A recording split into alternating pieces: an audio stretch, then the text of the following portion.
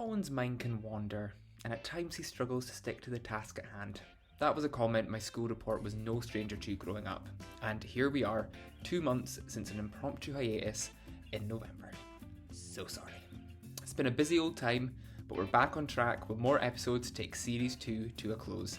And if you're wondering, who is this tardy individual and what the pizza crumb am I listening to? I'm Colin, the tardy individual, and you're listening to Dishin It, a food podcast all about the Scottish food scene. On today's episode, I'm picking the brains of Greg Christie, the avid runner with a nose for sniffing out the best beers to drink from around Scotland and the globe, through his blog, Greg Who Drinks Beer. Believe it or not, despite being almost 4 months since recording, the content in this episode is surprisingly still relevant. We talk about Brewdog, the recent BBC Disclosure documentary is well worth a watch, and even Scream, tying very nicely into the film's 5th release. Anyway, I won't keep you waiting any longer. Here's the episode, and I'll catch you at the end. The beer fridge finally has time to stabilise in temperature as I steal Greg for a chat about all things beer and food on this episode of Dishing It. Greg, how are you doing? Hey Colin, yeah, I'm doing really good, thanks. How about you? Doing good, Thanks, doing good. Thanks for having me on. I appreciate it. No worries at all. Had to get you on to hear about all your beer recommendations. Yeah. That stuff. No beer in your hand today? No, I actually don't have many beers in the house actually right now for a change. I'm kind of mid-marathon training, so I'm okay. Kind of been limiting my beer intake to just when I've got something on, like a night out or something, or yeah. But, Very responsible. But don't Very worry, responsible. The fridge will be stocked up again soon. Good. Glad to hear it. So I followed you on social media for quite some time now. But for those who maybe don't follow you, what is Greg Who Drinks Beer all about? Well, I guess it kind of really started all about beer. Just I like sharing beer, and then kind of as it kind of went on, I thought I love food, I love travel, I love all sorts of other stuff, and I just thought, I might as well just evolve it a little bit and just share a bit of what I love of everything. Beer goes well with food. You get beer when you travel, and it all just kind of beer's a great post-run refreshment, so it all just kind of ties together nicely. Always seems to be in your hand as well. Yeah, always there. Definitely. Great. And you touched on that you share your beers, and it's beers from all across the world. You're always getting all cans, all sorts of art designs and stuff. Yeah. And it's always gracing your feed, and you cover food and you cover running as well, which is always great to see. Where do you think your love for craft beer all started? Well, probably where it started with a lot of people, certainly in Scotland, and that's Brewdog. I kind of had to do a bit of an Insta deep dive to figure out when I first started posting about it, and it was probably back in kind of mid 2015. I think I'd just kind of grown kind of tired of generic big brand lagers, Budweiser or Miller or even Tennent's to some extent. Brewdog was getting just a little bit more popular in likes of Tesco, and just along the road in West Hill service station there, they were getting more and more of it in there. So I just kind of thought, right, okay, let's just kind of go for it, and just started, picking up a few different bottles every now and again and just trying them and figuring out what I liked. And then just kind of from there, it just kind of spiraled, and I learned my tastes, and then I started trying different brands and learned what I liked. And so there's a lot of things being said about Brewdog nowadays, but I'll always be kind of grateful for their introduction to craft beer for me. Yeah, definitely. I think that's a lot of people would say that as well, that it was them that kind of got them into kind of craft beer and away from the kind of mass brands. Yeah, definitely. Absolutely. What is your kind of beer taste? What's usual go-to? Probably like a kind of an IPA, like a New England IPA. I've got a real kind of I'm really partial to like stouts and porters as well, dark beers, especially in the winter months, and they're just kind of really hit the spot.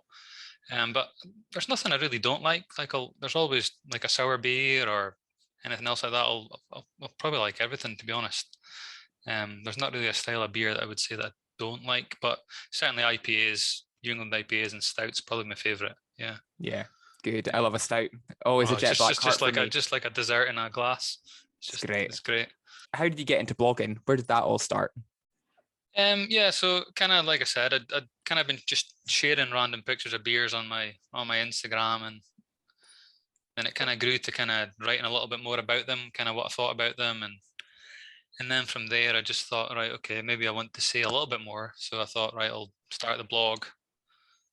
I think I started that in about August 2016, and it was pretty basic back then. Like it wasn't even called Greg Who Drinks Beer. I think it was like GCHB craft beer or something.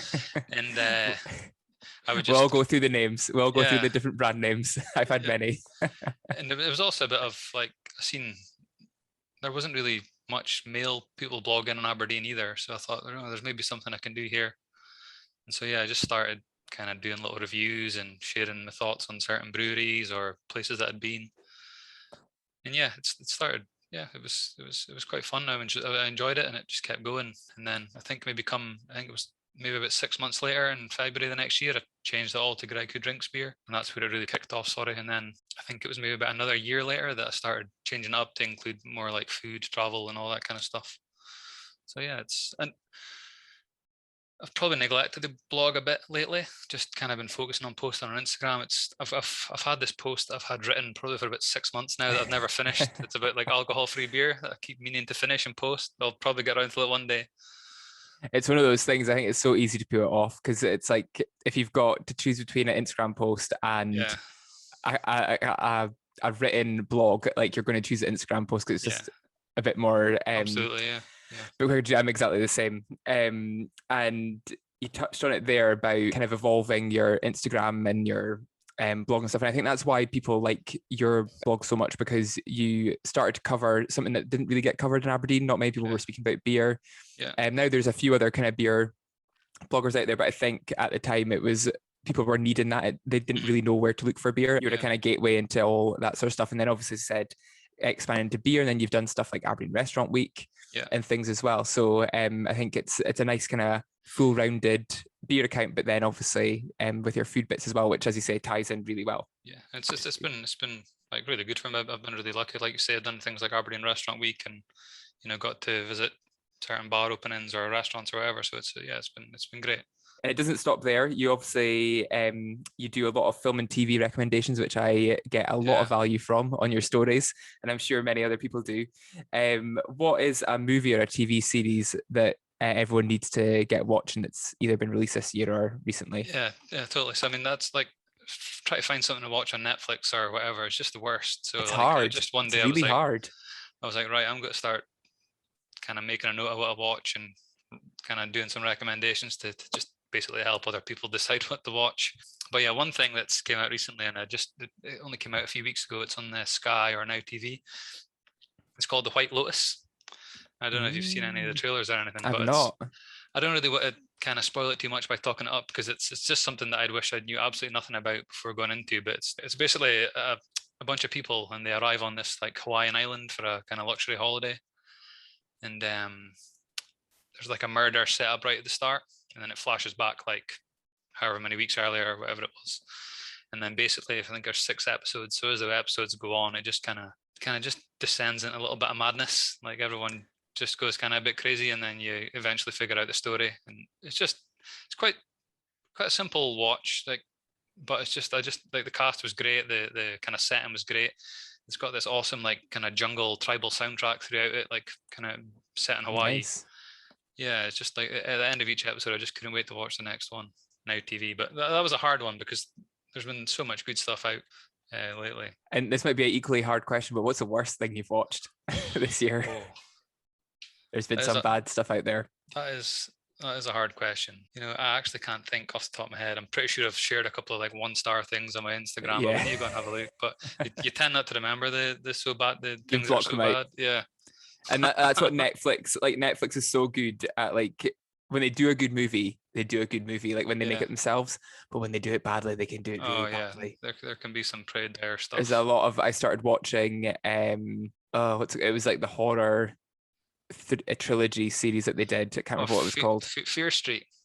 Yeah. That's what it was. Yeah. Was it not for you? I actually quite enjoyed them. Like see, I think I I pinned them up too high. I was hoping for like Scream vibes, like just that sort of like 90s kind of horror slasher film. And I was watching it, I was just like, I don't like this. I don't really know where it's going. I think the first one, I quite enjoyed the first one, but is it the second and third, they got a bit more too supernatural? By the third one, it was like set in the 1800s or something like that, and it was I'm really bad. I've got like a 10-minute rule. No, I've got a 20-minute rule. if I'm not sold in 20 minutes and I turn it off. I'm usually half an hour. If I'm still watching something after Yeah, half an hour, even if I don't like it, but I'm still watching it, I'll finish it. But yeah, persevere. it's normally about half an hour. I'll give something. Yeah, I know, otherwise you just lose your life, especially on yeah, Netflix if you fall into a Netflix hole. definitely. 100%. So to say there's been a craft beer boom over the last few years would be a pretty big understatement because it's been massive. Yeah, There's so absolutely. many beers out there and it keeps on growing, Yeah. and not just in Scotland. What's your favourite Scottish beer brand that's either hasn't just popped up or it maybe is a new one? Yeah, so there's one just kind of grew out of Glasgow over maybe the last year and a bit, and they're called Overtone Brewing. I'm sharing them quite often on my Instagram, so you've maybe seen them. But um, yeah, they're kind of craft beer fans are quite often kind of wanting kind of big kind of beers that are imported from the US that are quite hard to get and quite expensive to get. I mean, albeit it's getting more easier to do now, but Overtone have come along and they've got, probably because they've got a US, their head brewers from the US, they're making kind of big American heavy style beers, New England IPAs, West Coast IPAs, and they're absolutely just fantastic on a consistent basis. It's like one brewery that I'll buy any beer from them, like, and know it's probably going to be good. That's So yeah, always good. they're based in Glasgow. Like, I don't think they've got a bar or anything in the moment. They've got like a little industrial unit where they brew their beer. They've got a shop you can go in and buy it. But I mean, hopefully things will pick up for them and they'll get a tap room or something like that because yeah, they're just fantastic. Great. Are they like small batch just now? No, I mean they're making quite a lot. I mean it's getting out all over the place. Like you'll easily get your hands on it down in England. You'll get your hands on it anywhere in Scotland. Okay, They sell cool. online and yeah, and Ace. special shout out to Brewtoon as well up in Peterhead, who are probably my favourite northeast brewery. That's a brewery that I'll probably buy any beer from and know that I'm going to enjoy. Yeah, they're Yeah, good, and they've just recently opened up their tap room as well. yeah. Well, yeah. Bottle shop slash tasting room. Bottle But shop, that's yeah, it. I haven't been up yet. See, I'm not the expert. Yeah, I don't know my stuff. I need to get up to Peterhead and check it out, but it's just one of those things like driving all the way out to Peterhead, or Exactly. or Find the getting time. somebody to drive me to Peterhead so I can have a There beer. we go. There we go. The truth comes out. Truth comes out. Yeah. Where would you say, if it wasn't Brewtown, where else would be a great place to go try different beers and like bottle shops and stuff? Like as you're Um, saying, like beer fans like to get international ones that may be hard to get, but where's a I good would place to go? say Cask in Aberdeen is a great place. They down in Stirling Street, just about every week they've got like 28 different lines of beer on, and all sorts of styles. Lagers, IPAs, stouts, sours, everything. And kind of these places, Cask, Brewdog, you can always go in and ask to taste kind of what you want before you buy it, and they'll give you a little taste. And also in Cask, they've got a couple of fridges that are well stocked with different cans as well. So if there's something you don't fancy on the board or you want to take some beers away, then you're bound to find something in there. And like bottle shop wise, I mean, Hop Shop Aberdeen, West Hill Service Station, It's a great shout. it's just the best in Aberdeen in my opinion. Just they've got so much beer and they're taking in like loads of beer on a weekly basis. It's usually like a Tuesday or Wednesday they get new stock in. If you sign up for their newsletter, they'll usually send a newsletter out to all the new beers, and yeah, it's great in there. It's crazy there. So Yeah, anyone listening who doesn't know, yeah, it's in West Hill Filling Station, so it is in a petrol station. But when you go in, they've got like so many beers, like yeah. heaps and heaps and heaps, and it's you just wouldn't expect it to be there. But they've got like beers from all over the like Scotland, UK, and international as well, do they? They've even got 2 beer taps that you can take away draft beer on. See, It's what a mad. dream! And they Fill up your also car, fill up your glass. exactly, yeah. They do a good job of stocking up like good snacks to have your beer as well. So that See, they'll have like Big Beefy's biltong, things like that, got it Um all. yeah, it's great. Great, great. Craft beer and beer in general can really divide the crowd. What would be your words of wisdom to convert anyone who says they're a non-beer lover? Yeah, just honestly just go for it. Like put any misconceptions or bad experiences you've had, just put them out your mind and just keep trying. Like even the most stubborn lager drinker can be converted because I mean there's even just lager, there's so much good craft lagers out there that's better than your generic stuff. And don't get me wrong, I'll still enjoy a pint of Tennent's all day long, absolutely. But Mhm. there's so much stuff that's just packed full of big flavors. Like my dad, for example, never used to drink any kind of craft beer, but now he'll sit and enjoy like a hazy Jane or something like that. Like absolutely no bother. And like I said in the last question, you can go to somewhere like Brewdog and Cask, and if you see something on the menu that you're like, I might enjoy that, but I'm not sure, you can ask. They'll give you a taste, and if you don't like it, you'd have to buy it. You try something else.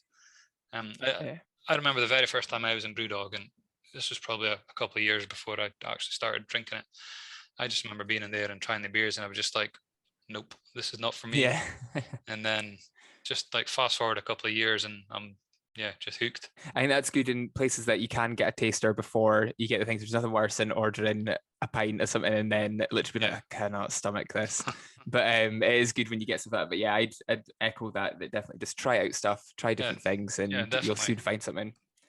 A bit like coffee. Just try different coffees, and eventually you'll like coffee. Absolutely, yeah. Okay, so beer to one side, and let's chat a bit about running. We're both keen runners. You're definitely more keen than I am. I haven't ran in like the past few months, and obviously you mentioned that you're training for a marathon, which you've ticked many marathons off your list as well. What is that power food that you always eat to keep you going when you're in training mode?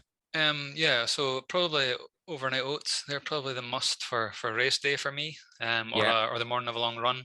So if I know I've got a big race coming up, or if I know it's going to be something longer than, I don't know, longer than maybe 10 miles or something, I'll make up some overnight oats, some oats, protein powder, chia seeds, some oat milk, and get some fruit in there. Probably my current favorite is actually a recipe that Sarah, the ginger chef, put up. That was using some sliced peaches in there. And Great idea. It works so well.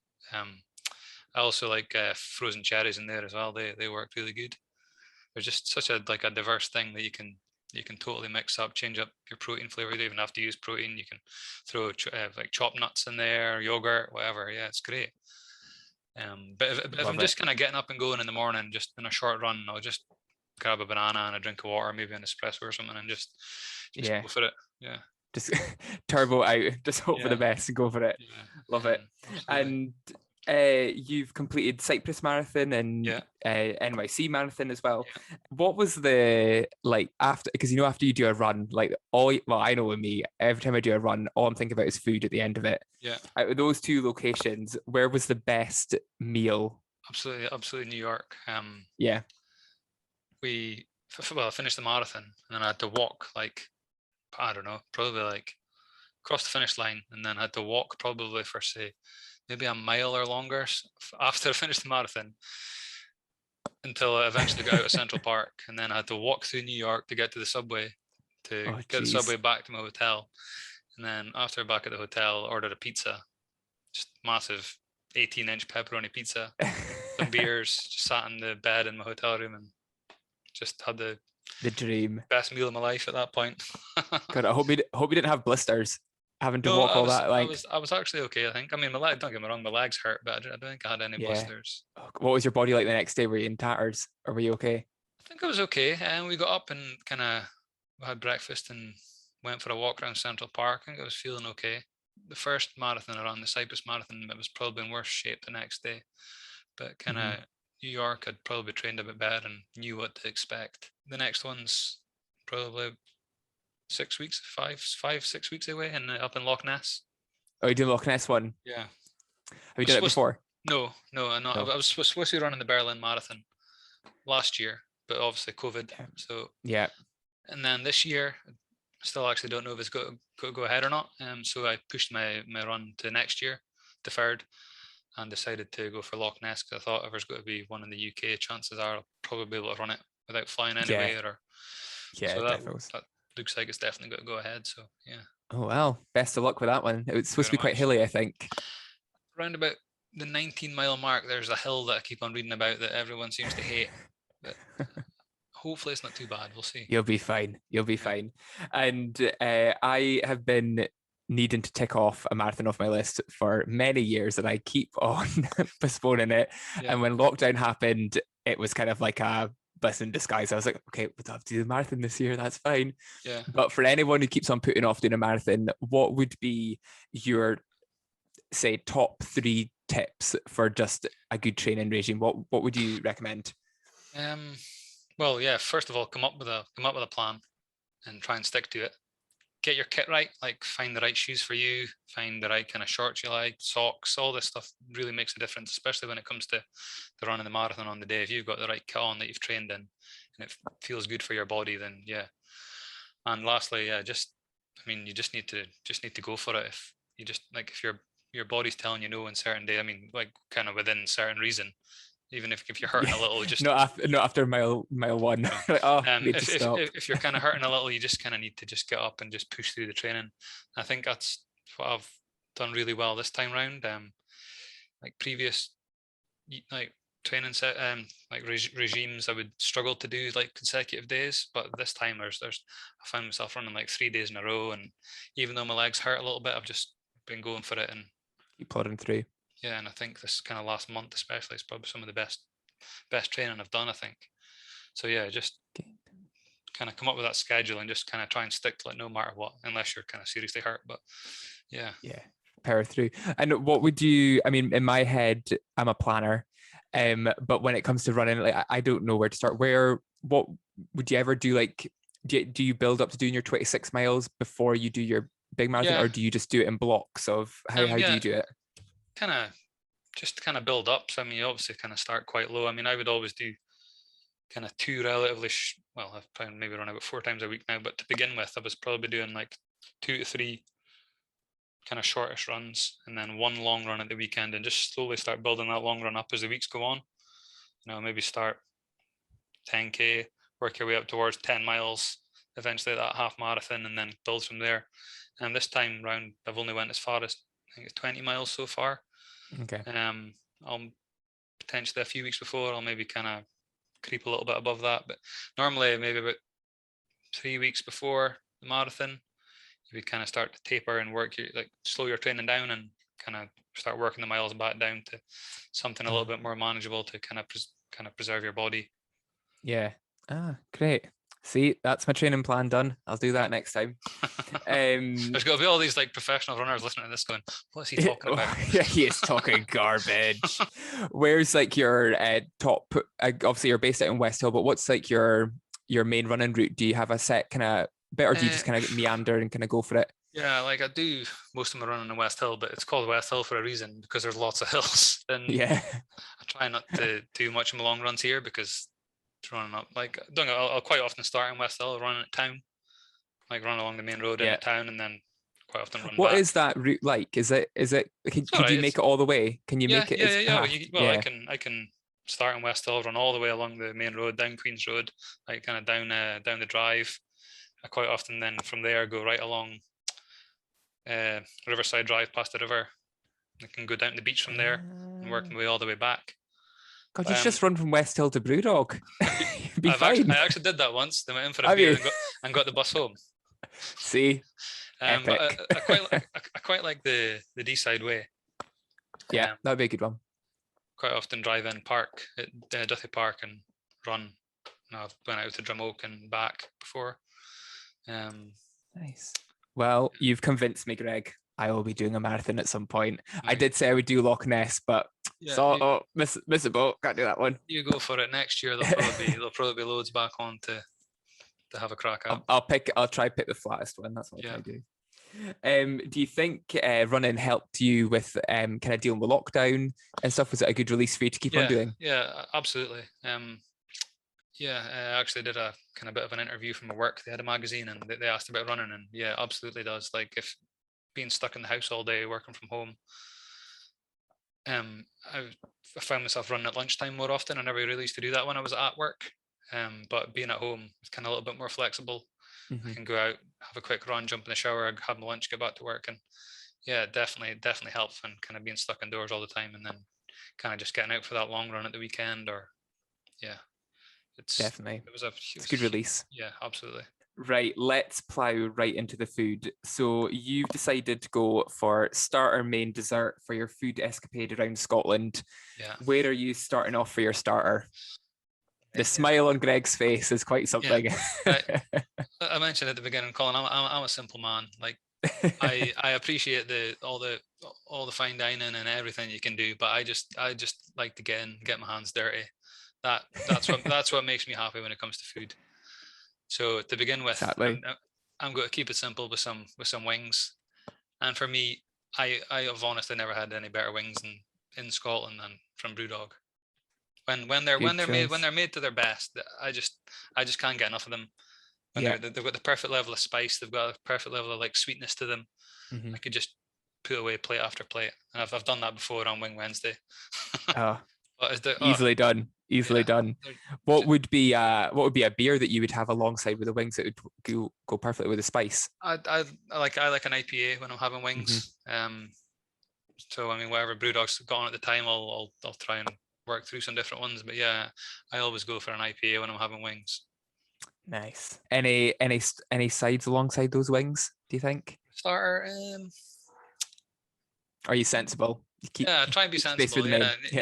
Keep some space for the main. Yeah, quite right. You'll have your blue cheese dip, and I don't know. I'm not sure if they give you celery or not, but yeah, got that as well. Yeah. Great. And where are you off to for your main?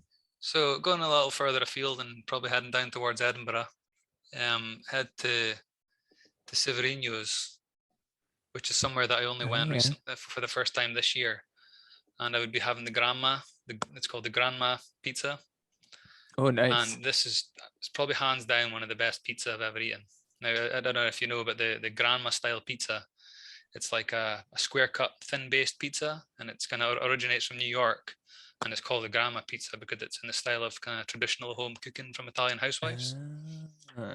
And I like it. I only kind of knew this.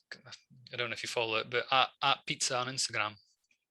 Yes, I do follow it. Their stuff is mental. The best account on there, but they're always sharing all these different pizzas, and that's how I kind of learned about it. And then when I seen that Severino's had it, I was like, right, I need to try this. And honestly, it's probably up with some of the best pizza I've had in New York. Just square pizza, topped with like mozzarella, mounds of like perfectly cooked pepperoni. But the thing that really set it apart for me was it had this like smoked honey drizzle. And it just took it to that next level for me. And it just, I love pizza. It was just decent. Yeah, I would have it all the time if I could. Pizza's my go-to. Yeah. Oh, I love pizza. Anytime, I'm definitely getting that. I would like it if I knew that a certain pizzeria in Aberdeen started making that Grandma style pizza. Yeah, I'd be there every day. I love it. Love it. And where are you going for your dessert? So I'd be going back in time. I'd be rolling back a couple of years, and I'd be reopening Melt just to have to have another one of those Biscoff milkshakes. Yes. Honestly, it's probably the best milkshake I've ever had. Like I remember Melt's come up.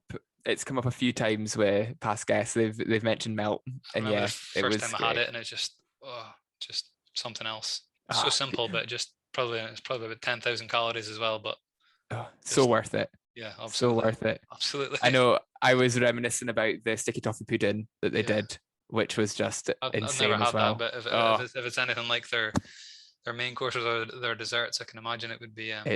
It was good. Yeah, it was insane. And with all that, what is your go-to drink that you always need to have in your hand? Well, I mean, I'm probably not one that drinks cocktails too often, but I mean, don't get me wrong, I love like an espresso martini or an old fashioned or a whiskey sour. Yeah. I mean, other than a beer, maybe a whiskey, nice dram. Mm-hmm. Yeah. Love it. Where's your go-to for getting a cocktail in Aberdeen, do you think? You see, I don't know, likes of Soul do good ones, mm-hmm. College Bar.